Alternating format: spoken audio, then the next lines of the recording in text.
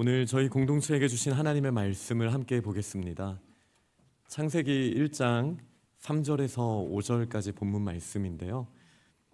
구약 성경 가장 앞 페이지에 있습니다. 우리 짧은 본문이기 때문에 1장 3절에서 5절까지 말씀을 저희가 한 목소리로 함께 읽겠습니다. 하나님이 이르시되 빛이 있으라 하시니 빛이 있었고 빛이 하나님이 보시기에 좋았더라. 하나님이 빛과 어둠을 나누사 하나님이 빛을 낮이라 부르시고 어둠을 밤이라 부르시니라. 저녁이 되고 아침이 되니 이는 첫째 날이니라. 아멘. 오늘은 임재, 하나님의 영광을 아는 빛이라는 제목으로 우리가 함께 하나님의 말씀을 나누려 합니다. 저희가 2주 전부터 임재라는 주제로 창세기 말씀을 우리가 조금 천천히 가긴 하지만 좀 말씀을 보면서 하나님이 함께 하시는 그 은혜를 계속 사모하며 나아가려는 그런 방향성을 갖고 있습니다. 저희들의 삶을 한번 돌아볼 때 어두움을 경험하지 않는 사람은 없는 것 같습니다. 우리는 어둠을 갖고 있습니다. 이 어둠은 때로는 두려움이라는 또 근심과 염려라는 모습으로 우리를 찾아오게 됩니다. 진리가 무엇인지 분간하기 어려울 정도의 이 어두움은 거짓된 세상의 많은 정보들을 우리에게 흘려주고 있고, 그러다 보니 우리 안에 평안함이 있기가 어려운 것이죠. 이 어두움은 우리를 외로운 자리로 이끌고 있는 것 같습니다. 이 어두움 때문에 우리에게 무기력감이 찾아오기도 합니다. 때로는 자기 혐오에 빠지기도 합니다. 그리고 때로는 지나친 자기애에 빠질 때도 있습니다. 마음 깊은 곳으로부터 이 어두움을 원하는 사람은 없을 것입니다. 하지만 그 누구도 이 어둠을 피할 수 없는 이유가 있습니다. 마치 추위라는 개념은 열의 부재로 설명할 수 있는 것처럼 이 어두움은 빛이신 하나님의 부재라고 우리가 말할 수 있기 때문입니다. 사람이 하나님을 떠나서 자기 스스로 이 세상의 행복을 누릴 수 있을 거라 생각을 했습니다. 그리고 빛이신 하나님을 떠나는 것을 스스로 생각하고 판단하고 결정했으니 그 빛을 떠난 삶, 그 생명의 빛을 떠난 삶을 선택했으니 우리에게 이 어둠의 그늘이 우리를 고통스럽게 하고 우리를 힘들게 하는 것은 어찌 보면 당연하다라고 할 수 있습니다. 시편 107편 말씀을 보니까 이런 상황을 이렇게 말합니다. 사람이 흑암과 사망의 그늘에 앉으며 곤고와 쇠사슬에 매임은, 이 어두움 가운데 우리가 고통을 받게 되는 이유는 하나님의 말씀을 거역하며 지존자의 뜻을 멸시함이라. 하나님을 빛이신 분을, 생명이신 분을 떠났으니 우리의 삶에 어둠의 사망의 그림자가 드리워지는 것은 어떻게 보면 당연하다라고 할 수 있습니다. 이 영화로운 빛을 떠났더니 추악한 세상에 던져지게 되는 것이죠.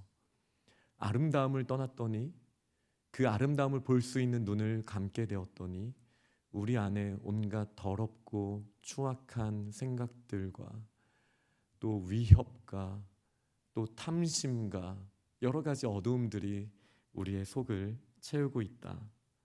우리는 그렇게 말할 수 있을 것입니다. 물론 우리가 빛 가운데 있는 것 같기도 하죠. 우리에게 이 어둠의 끝이 사망이라 할지라도 우리가 살아있는 걸요, 이렇게 이야기할 수 있겠지만 사실 마치 뿌리 뽑힌 나무가 살아있는 것처럼 보이나 사실은 죽은 거나 마찬가지인 것처럼 물 밖에 바로 나오게 된 물고기가 움직이는 것 같고 숨 쉬는 것 같으나 곧 있으면 죽게 될 것처럼 하나님의 영광을 떠나 있는 저희들의 모습은 사실은 죽음이라고 할 수 있습니다. 이렇게 소망 없는 세상 가운데 한 줄기 빛이 비춰지게 됩니다. 하나님께서는 이사야 선지자를 통하여 이렇게 말씀을 주셨습니다. 흑암에 행하던, 흑암 속에서 헤매고 걷던 백성이 큰 빛을 보고 사망의 그늘진 땅에 거주하던 자에게 빛이 비추도다. 우리의 소망은 어디에 있습니까? 이 어둠에서부터 우리가 빛을 만들 수 있는 방법은 없습니다. 하지만 큰 빛이 우리에게 다시 비춰지게 되고 우리가 다시 그 빛 가운데 나아가게 될 수 있다면 이것이 우리의 유일한 소망이 되지 않겠습니까? 요한복음 말씀은 이렇게 말합니다. 참 빛, 곧 세상에 와서 각 사람에게 비추는 빛이 있었나니 그 안에 생명이 있었다. 그리고 이 생명은 사람들의 빛이다. 믿으십니까? 우리가 흑암 가운데 있을 때, 어두움 가운데 있을 때 이 어두움을 찾아오신 참빛, 참 생명 누구시죠? 네, 우리의 고백처럼 그분은 예수님이십니다. 이 예수님께서 우리에게 오셔서 이 어두운 가운데 신음하고 고통스러워하는 저희들에게 빛을 비춰주셨습니다. 이 빛은 단지 우리가 못 보는 미래를 보게 하는 정도의 빛이 아닙니다. 이 빛은 생명이요, 이 빛은 사랑입니다. 이 빛 안에 하나님의 모든 선하신 계획의 풍성함이, 열매가 들어 있습니다. 그런데 이 빛이 비춰졌을 때 세상의 반응은 어떠했나요? 우리 다음 절 말씀을 한번 보면요, 빛이 어둠에 빛이 돼 어둠이 깨닫지 못합니다. 마치 동굴 속 그 동굴의 입구에서부터 빛이, 한 줄기 빛이 들어왔을 때 빛으로 나아가면 되는데 더 깊은 동굴의 구석으로 도망가고 있는 모습처럼 이 빛을 거부하고 오히려 더 어둠으로 가고자 하는 어떤 사람들의 모습들이 있습니다. 그런 우리들에게 예수님께서 이렇게 초청하셨죠. 같은 요한복음 8장 12절 말씀 보면요, 나는 세상의 빛이니 나를 따르는 자는 어둠에 다니지 아니하고 생명의 빛을 얻으리라. 이 빛이 비춰졌을 때 사람들에게는 두 가지 선택지가 있습니다. 이 빛을 떠나서 더 깊은 어두움 가운데, 그 혼돈의 깊음 가운데 나아갈 수 있죠. 하지만 빛을 따라 빛 가운데 동굴밖 세상으로 나갈 수도 있는 것입니다. 저는 오늘 말씀을 준비하면서 우리 공동체가 하나님께서 이 빛을 비춰주셨을 때 어둠으로 더 가기보다는 그 빛을 향하여 우리의 방향을 돌리고 더딜지라도 갈지차로 가기 때문에 때로는 빛을 향하여 직선으로 가지 못하는 모습일지라도 우리가 그 빛을 향하여 나아가기를 갈망하는 공동체라는 그 전제를 가지고 오늘 이 본문 말씀을 준비하게 되었습니다. 만약에 그 빛을 따르기를 온 마음을 다하여 거부하는 분이 계시다면, 또 나는 어두움 가운데 소망이 있다라고 혹시나 생각하는 분이 계시다면 주보에 있는 제 연락처를 보고 연락 주시면 제가 그 빛에 대해서 좀 잘 설명해 드리도록 하겠습니다. 시간이 좀 더 필요해요.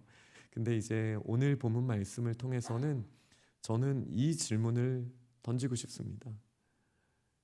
맞아, 예수님이 빛이셔. 우리가 정말 어두움 가운데 있었어. 이 빛이 비춰졌고 비록 더딜지라도 그 빛을 향하여 우리가 기어가든 정말 한 발자국씩 가든 가고는 있지. 그런데 왜 여전히 나의 삶에 이 깊은 어두움이 있는 걸까? 오늘 말씀은 이쪽 주제로 좀 가고 싶습니다. 우리가 빛의 자녀임은 맞는데 예수님이 우리를 구원하셨는데 나의 영혼이 어찌하여 불안해하고 나에게는 왜 여전히 분노가 있으며 내가 통제할 수 없는 이 우울한 마음과 고독이 나를 자꾸 더 깊은 곳으로 끌어내리고 있는가? 저는 오늘 이 질문에 대한 하나님의 답을 구하고 싶었습니다. 그래서 그렇게 오늘은 한번 하나님의 말씀을 나누겠습니다. 이 빛은 실제로 이렇게 추상적인 개념으로만 보여진 게 아니라 실제로 사람들에게 비춰졌습니다. 우리가 읽고 있는 요한복음 말씀에 보면요, 9장에 보면 특별한 사람이 나타납니다. 이 분은 날 때부터 앞을 볼 수 없었던 분입니다.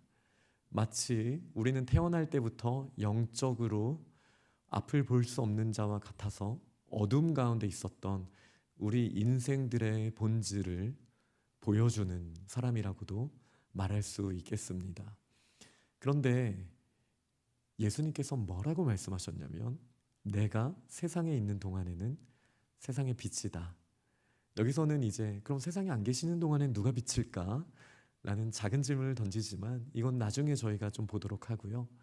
예수님께서 아까 말했던 그 빛이심을 바로 선포하셨음을 우리가 보게 됩니다.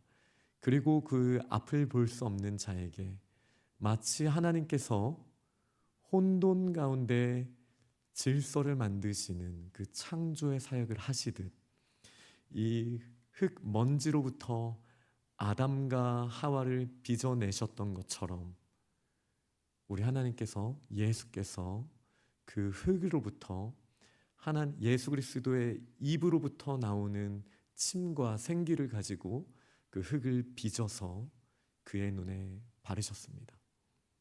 망가져 있고 혼돈 가운데 있던 그에게 창조주 하나님의 역사가 일어나자 어떤 일이 일어났을까요? 물론 그 가운데 한 가지 과정이 더 있습니다. 바르자마자 바로 눈이 떠졌어도 참 좋았을 텐데 우리 예수님께서 선택하신 방법은 그를 보내십니다. 실로암이라는 말이 이제 보내짐을 받았다, 약간 이런 의미가 있거든요. 보내세요. 믿음을 요구하신 거죠. 하나님께서 창조하시는 그 동작으로 그의 눈을 치료하실 수 있는 그 모든 과정을 다 마치셨음에도 그의 믿음을 요구하시고 실로암까지 보내십니다. 그리고 거기서 그의 눈을 씻게 하셨는데요. 그가 눈을 씻었더니 어떻게 됐습니까? 밝은 눈으로 돌아오게 된 줄 믿습니다. 여기에 우리의 소망이 있는 것이죠. 우리 인생들이 앞을 볼 수 없는 그 정말 흑암같이 너무나 깊은 그 어두움 가운데 있다 할지라도 예수님의 비춰주심, 예수님의 만져주심을 우리가 경험하기만 하면, 그리고 우리가 인격적으로 우리가 믿음으로 반응하기만 하면 우리의 어두움이 사라지고 강력한 하나님의 영광의 빛이 우리에게 비춰지는 줄 믿습니다. 비슷한 사람이 한 명 더 나옵니다. 요한복음은 아니지만 같은 9장인 사도행전 9장 말씀을 보니까 사울이라는 사람이 이 마음 가운데 엄청난 분노, 이 어두움 덩어리를 가지고 있었던 사람이거든요.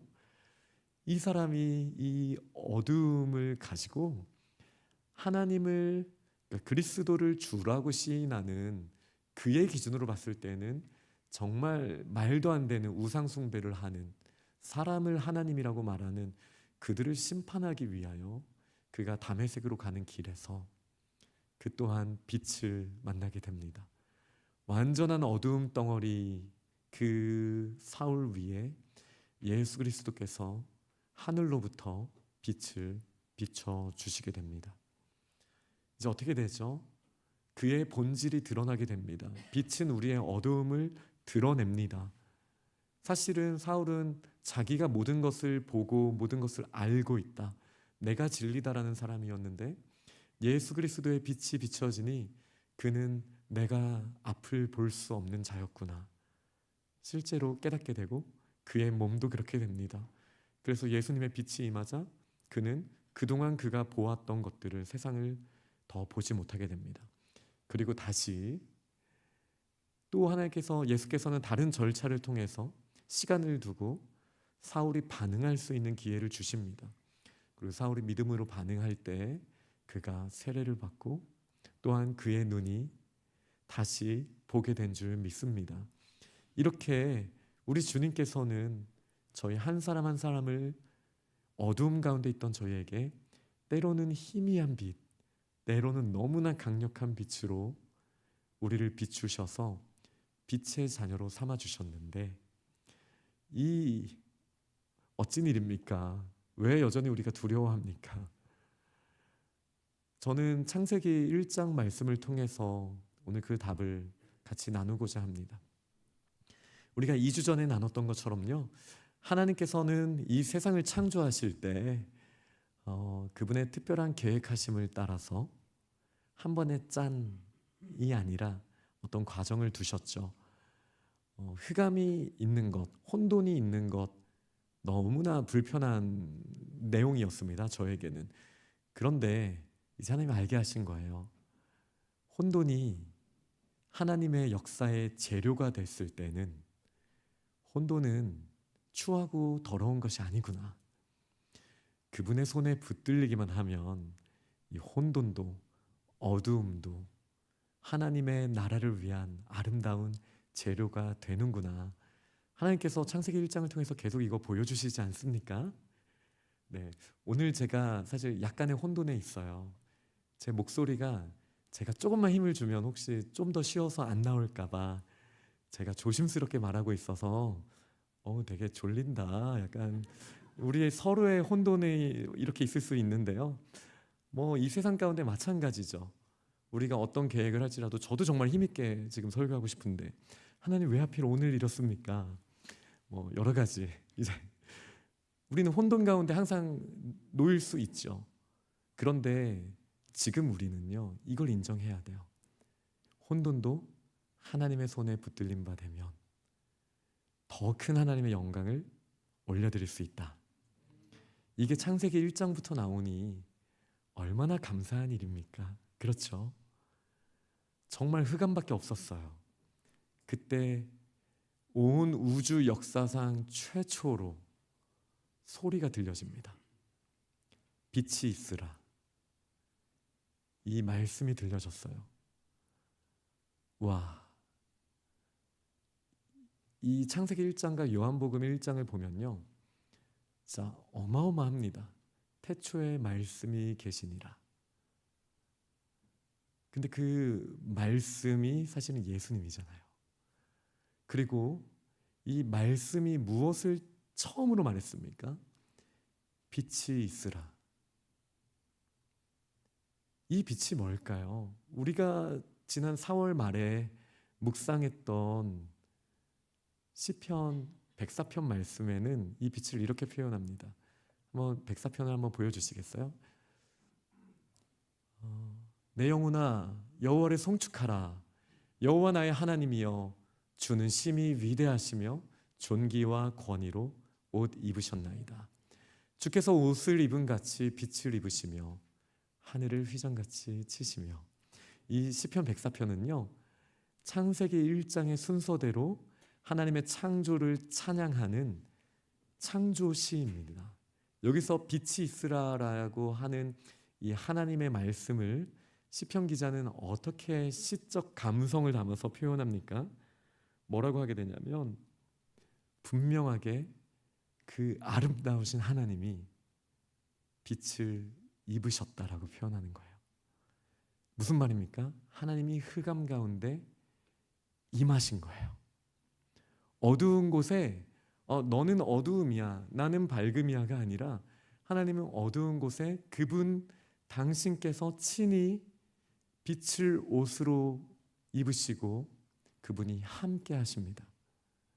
그러니 혼돈도 어두움도 그 존귀하신 그 권위를 가지신 창조주 하나님께서 빛을 입으신 모습으로 임하시니 얼마나 아름다운 모습이 되었겠습니까? 아까 제가 어둠을 뭐라고 했죠? 어둠은 빛의 부재입니다. 그런데 그 어둠 가운데 하나님이 빛이 임하셨으니 이제 더 이상 어두움은 그냥 어두움이 아닌 것이죠. 하나님의 영광을 드러내는 빛의 영역으로서 하나님의 영광을 찬란하게 드러내게 됩니다. 이 어려운 내용을 요한복음 1장은 더 어렵게 표현을 합니다. 태초에 말씀이 계셨어요. 이 말씀은 빛에 대한 선포로 시작이 됩니다. 그리고 이 요한복음 우리가 아까 계속 읽었잖아요. 그 말씀이 빛이세요. 그리고 요한복음 1장 14절 저희가 조만간 더 깊이 있게 보게 될 오늘 말고요. 그 본문은 말씀이 육신이 되셔서 우리 가운데 거하신다. 말씀이 혼돈 가운데 임하였습니다. 빛이 어두운 가운데 임하였습니다. 하나님이 죄인 가운데 함께 하십니다. 그러면 어떻게 됩니까? 이 혼돈이, 이 어두움이, 이 죄로 가득한 곳이 하나님의 영광의 아름다움으로 다시 바뀌게 되는 역사가 일어나게 되는 것이죠. 우리는 기억해야 합니다. 빛이 있으라.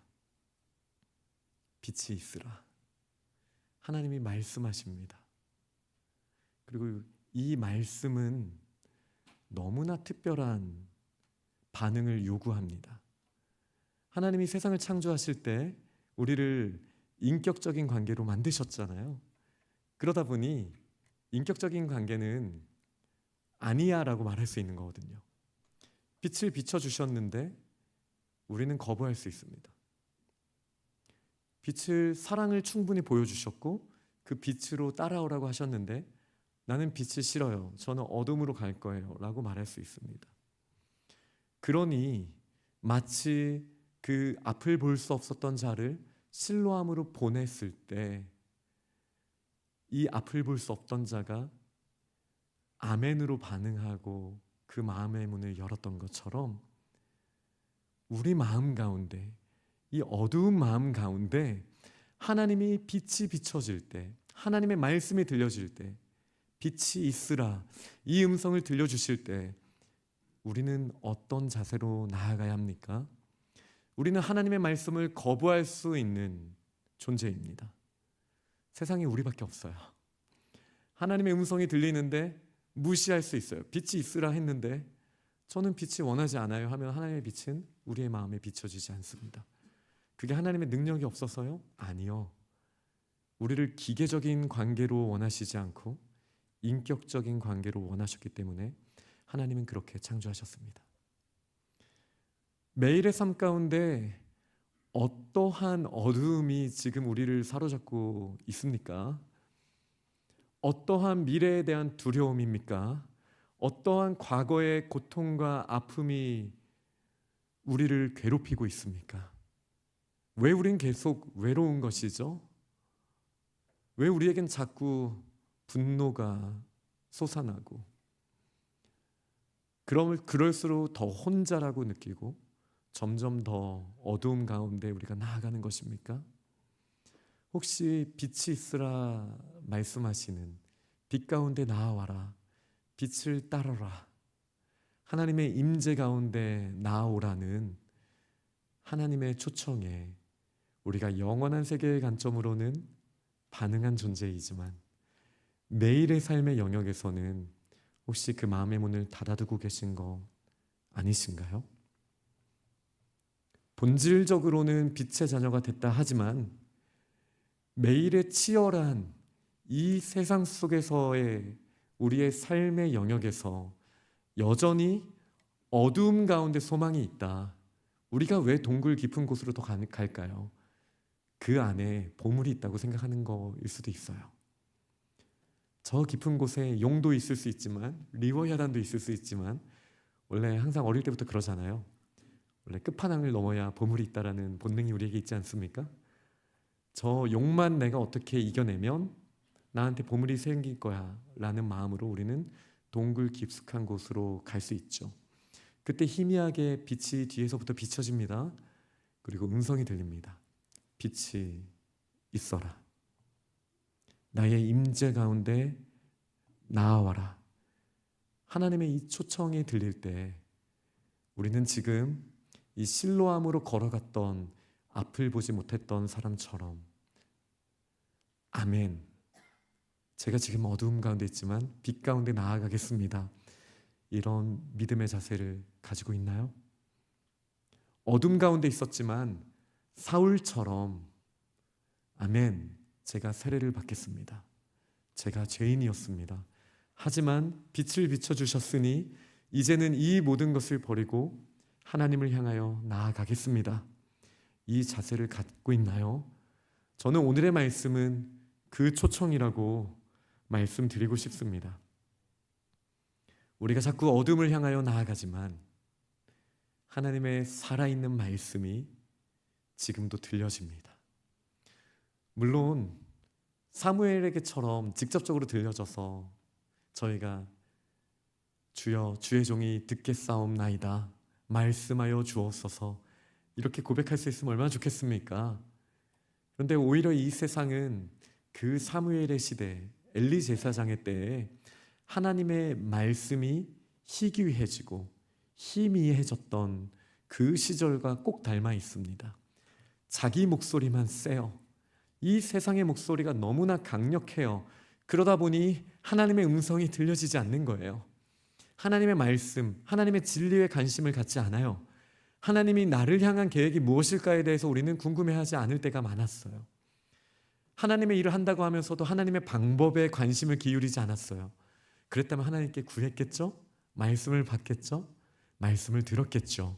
그리고 듣고 아멘 했겠죠. 근데 매일의 삶 가운데 하나님의 뜻을, 하나님의 말씀을 구하기보다 자꾸 나의 옛사람의 목소리에 귀 기울입니다. 이 세상의 거짓된 현혹에 귀 기울입니다. 그 가운데 우리가 갈팡질팡하면서 점점점 더 동굴의 깊은 곳으로 내려가고 있었습니다. 그러니 얼마나 두렵나요? 무섭죠. 책임질 수 없는 흑암의 깊은 곳으로 점점 더 가고 있는데 그 빛의 부재로 우리의 매일의 삶 가운데 실상은 빛의 자녀이나 매일의 삶 가운데는 빛의 자녀의 권세를 전혀 가지지 못하고 나의 욕망조차, 나의 갈망조차 이 세상의 것을 향하고 있는데 우리의 마음에 어떻게 평안함이 찾아올 수 있겠습니까? 그럴 수 없죠. 그런데 이 창세기 1장에 말씀하셨던 이 빛은요, 구약의 첫 장이잖아요. 구약의 마지막 장에서도 다시 빛의 모습으로 나타나게 됩니다. 우리 말라기 말씀에 보니까요, 내 이름을 경외하는 너희에게는, 경외한다라는 말은 마음을 다하여 사랑한다라는 뜻이거든요. 이전에는 어둠을 사랑했잖아요. 저희가 이전에는 저 동굴 끝에 있는 보물을 찾기 위해서 더 깊은 쪽으로 땅을 파고 있었잖아요. 이전에는 거짓이 나를 더 유익하게 해준다고 생각했잖아요. 이전에는 탐심이 남들보다 더 세상적인 욕심을 많이 낼수록 나는 더 성공할 거라고 생각했잖아요. 옳은 방법보다 쉬운 방법이 더 나를 유익하게 해줄 거라고 생각했잖아요. 우리가 갈망했던 부분이 어떤 것입니까? 하나님과 전혀 상관없는, 하나님 없이도 세울 수 있었던 나의 왕국이지 않았습니까?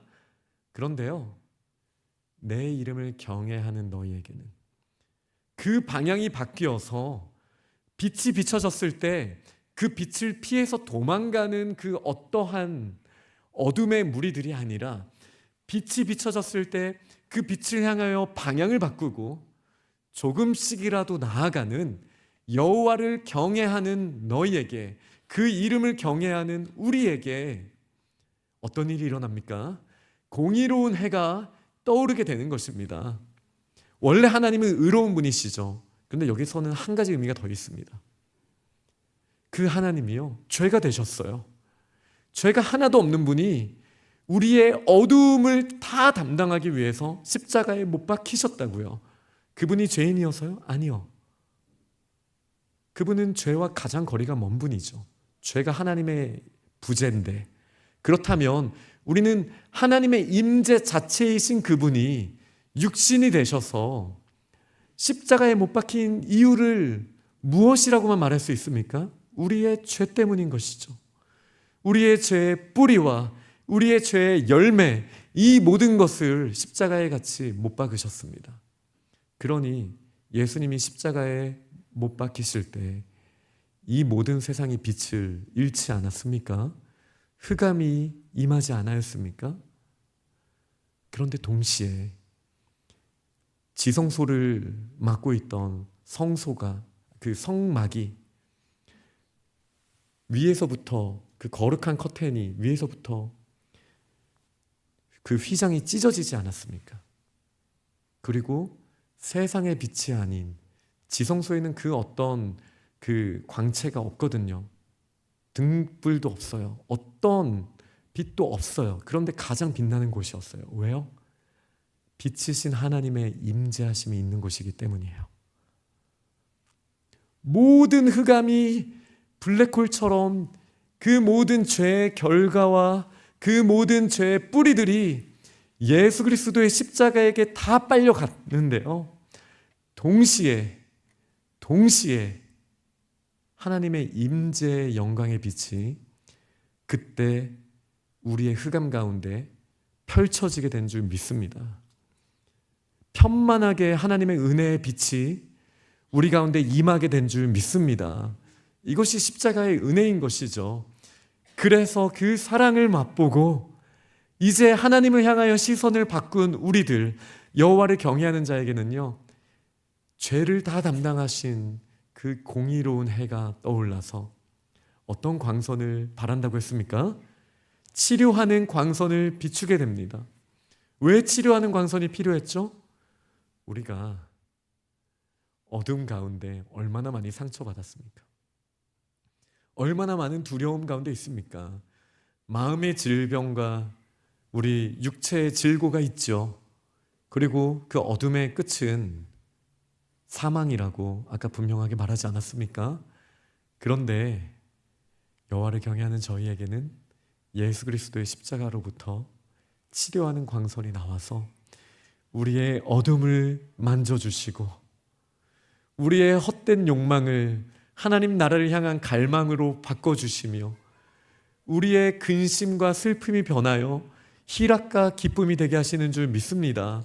두려움보다 소망을 채워주시고 미워함보다 사랑을 채워주시는 그 빛을 우리에게 비춰주시니 우리의 매일의 삶 가운데에도 그 빛에 반응하기만 하면, 우리가 아멘 하기만 하면 빛을 보고 더 어둠으로 향하는 것이 아니라 세상에 나를 책임져 준다는 그 짐승들의 목소리에 현혹되는 것이 아니라 우리를 책임져 주시고 우리를 사랑하셔서 끝까지 모든 것을 주실 수 있는 우리 하나님 앞에 방향을 바꾸기만 하면 그분이 우리를 치료하는 빛을 비춰주시겠다 약속하신 이 말씀 믿으시기 바랍니다.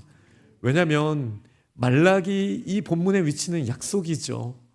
하지만 이 본문 말씀은 예수님이 십자가를 지시는 순간 이것은 미래적인 일이 아닙니다.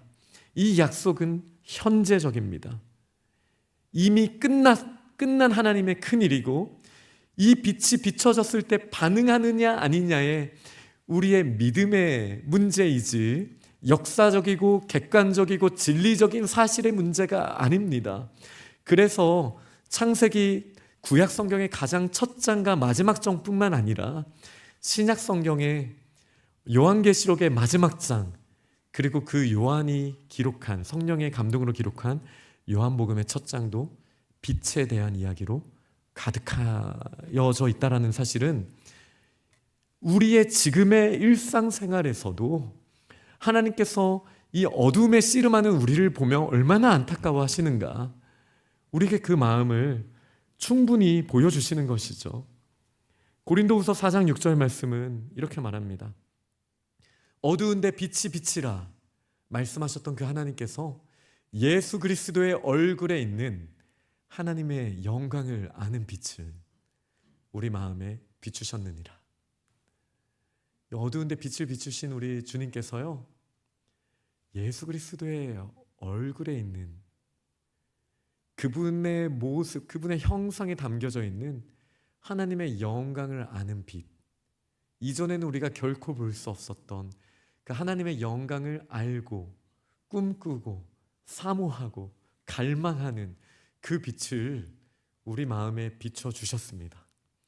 그러니 우리가 매일의 삶 가운데 어두움을 벗어나기를 원하십니까? 예수 그리스도의 얼굴을 보셔야죠. 예수님이 어떤 분이신지, 예수님이 나에게 어떠한 기대를 갖고 계시는지, 그분이 어떠한 삶을 사셨는지, 그분이 빛이시라는 게 과연 어떤 의미인지, 그분이 평강이 있을지어다 두려움에 있었던 제자들에게 말씀하셨던 그 약속이 지금 나에게도 주시는 말씀이라는 것을 우리가 예수님의 얼굴을 구하지 않고 어떻게 알 수 있겠습니까? 그러니 날마다 예수님을 묵상할 수 있기를 소망합니다. 날마다 하나님의 말씀이 우리에게 들려지면 우리는 빛 가운데 나아갈 수 있습니다. 에베소서 5장 8절에 이런 말씀이 있습니다. 너희가 전에는 어둠이었다. 너무나 찔리는 말씀이죠. 너희가 전에는 어두움에 사로잡혔었다가 아니에요. 너희가 더 전에는 어둠을 경험했다가 아니에요. 저희가 어둠이었어요. 저희의 존재 자체가 하나님으로부터 완전 떨어져 있는 어둠 그 자체였다고요. 그런데 이제는 무엇입니까? 주 안에서 빛입니다. 여기에 하나님의 은혜가 있는 거예요. 우리가 빛 가운데 그냥 거하기만 하는 게 아니에요. 왜죠? 하나님, 말씀의 육신이 되신 그 하나님이 우리 가운데 거하심에 요한복음 1장 14절에 그렇게 나와 있거든요. 빛이신 예수님이 우리와 연합하셨습니다. 빛이신 우리 주께서 우리 안에 거하십니다. 그러니 우리가 그냥 빛 가운데 있는 정도가 아니죠. 우리가 빛입니다. 이전에는 우리가 어둠이었습니다. 하지만 이제는 예수 그리스도로 충만하여져 있기만 하다면 우리는 빛입니다. 이거 믿으셔야 돼요. 내 정체성을 여전히 어두움 가운데 찾고 있습니까? 그렇지 않습니다. 이제 우리는 빛이니 빛의 뿌리를 내리고 있으니 우리는 빛의 열매를 맺게 되는 것이죠. 여전히 옛 습성을 따라 우리는 거짓과 탐욕과 분노와 시기의 열매들을 우리의 입으로부터 우리의 삶의 모습을 통해 맺는 경우가 많습니다. 있을 수 있습니다. 하지만 우리가 예수 그리스도로 채워지는 만큼 우리는 빛의 열매를 맺게 됩니다. 이 빛의 열매는 착함과 의로움과 진실함에 있습니다. 만약에 우리가 자꾸 어두움을 향해 나아간다면 말씀 앞에 무릎을 꿇고 주님, 선하신 주님의 모습을 저도 닮아가게 해주세요. 주님의 의로우심이 나의 삶을 통해 나타나게 해주세요. 주님, 주님의 그 진실하심이 나를 통해서도 드러나게 해주세요. 이 갈망함을 가지고 나아갈 때 하나님의 놀라운 역사가 우리 가운데 임하시게 될 줄 믿습니다. 그래서 에베소서 5장 14절 말씀은 저에게 이렇게 말씀하시죠. 잠자는 자여 깨어나라. 우리가 본질적으로는 빛의 자녀라고 했잖아요. 우리가 이 세상에서 경험하는 거는요, 사실은 죽음이 아니라 잠이에요. 그런데요, 계속 자면요, 무슨 일이 일어나죠? 아무 일도 안 일어나요. 우리가 빛의 자녀인데요, 계속 잠만 자요. 그 등불이요, 숨겨두면 안 되는 것이죠. 이 등불은요, 산 위에 있는 마을처럼 높은 곳에 올라가서 모든 곳을 향하여 비춰줘야 돼요. 마치 태양이 가장 높은 곳에 있는 것처럼 우리는 밤 가운데 잠을 자며 숨어 있어서는 안 됩니다. 그러니 지금 자꾸 어두움 가운데 있는 나를 보면서 아, 나는 죽은 존재이구나 라고 생각할 게 아니라 내가 무슨 잠자는 숲속의 공주도 아니고 왜 자꾸 잠만 자는 거야? 이렇게 스스로에게 선포해야 합니다. 우리는 죽은 자가 아니라 잠자는 자입니다. 그런데요, 실효적으로 봤을 때 잠자면요 죽은 자와 다를 게 없습니다. 이 땅에서 우리가 열매를 맺을 기회가 없는 것이죠. 사탄이 그걸 원하는 거예요. 사탄은 우리의 구원을 어떻게 할 수는 없어요. 하지만 우리의 구원의 열매는 방해할 수 있다라고 생각하고 우리를 속이고 있습니다. 우리 주께서 말씀하시는 거죠. 잠자는 자여 깨어나라. 잠자는 숲속의 공주 이야기 생각나세요?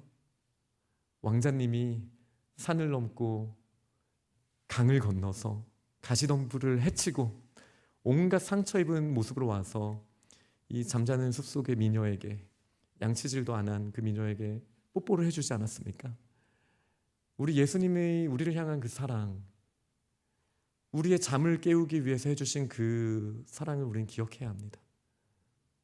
그리고 예수님의 초청에 어떻게 반응하실 겁니까?